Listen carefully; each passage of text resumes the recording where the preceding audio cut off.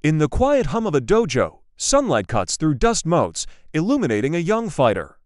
He bows low, his forehead touching the worn, wooden floor. To the world, his eyes are a mask of calm, but beneath, a storm of fear rages.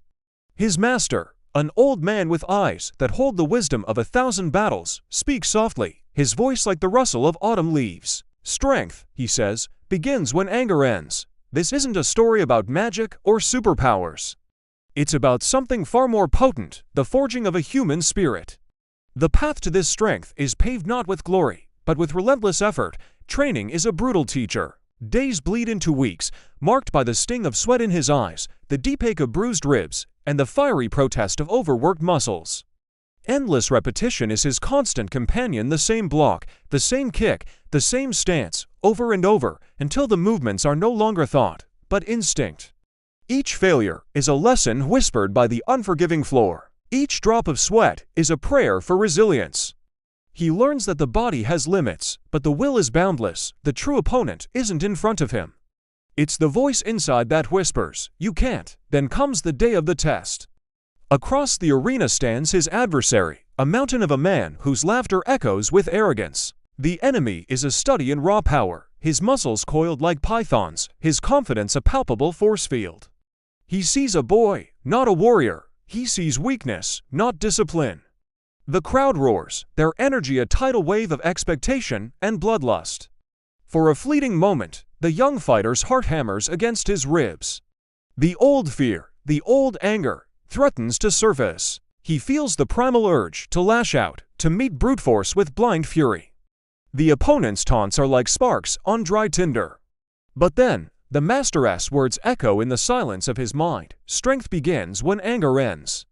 He closes his eyes for just a second, and the roaring crowd fades away. The colossal opponent shrinks, the arena dissolves. All that remains is the center, the calm he fought so hard to find. He remembers the purpose of his training. It was never about revenge, never about proving his worth through violence. It was about discipline, it was about control. It was about mastering the one thing he truly owns, himself. He opens his eyes, the fear is still there, a cold knot in his stomach, but it no longer controls him. The anger is a distant ember, not a raging fire. He is ready, the fight begins, the opponent charges, a bull seeing red.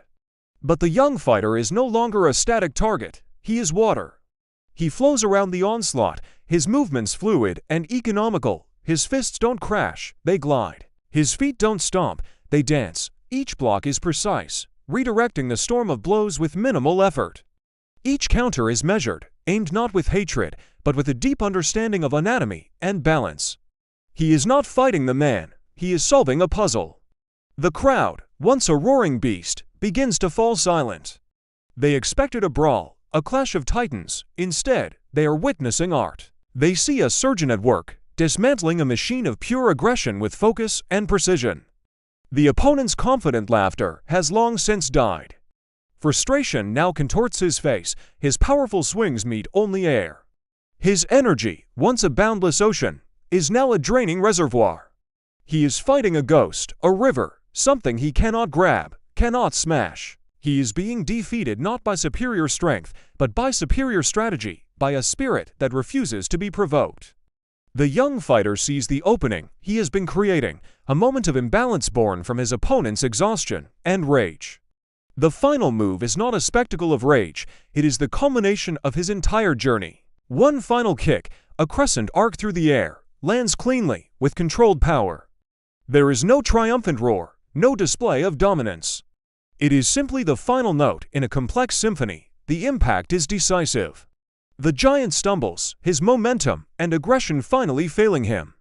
He falls, victory. The air is thick with stunned silence, then erupts into applause. But the young fighter barely hears it. His gaze is not on the cheering crowd or his fallen opponent. He looks inward. There is no surge of pride, no thrill of vengeance. There is only a quiet, profound sense of peace. He has not conquered another man, he has conquered himself. He walks to his opponent and helps him to his feet, a gesture of respect that speaks louder than any punch. Then, he turns and walks back to the center of the arena. He bows, just as he did on that first day in the dusty dojo. But this time, it is different. The fear is gone, replaced by a quiet confidence. His eyes, no longer hiding a storm, are now as calm as a deep, still lake. He has learned the master's lesson. He has discovered that true strength isn't about the power to break others, but the discipline to build oneself. He is a warrior, not because he can fight, but because he knows when not to. He is stronger now, not in his fists, but in his spirit. And that is a victory that no one can ever take away. Thank you so much for watching.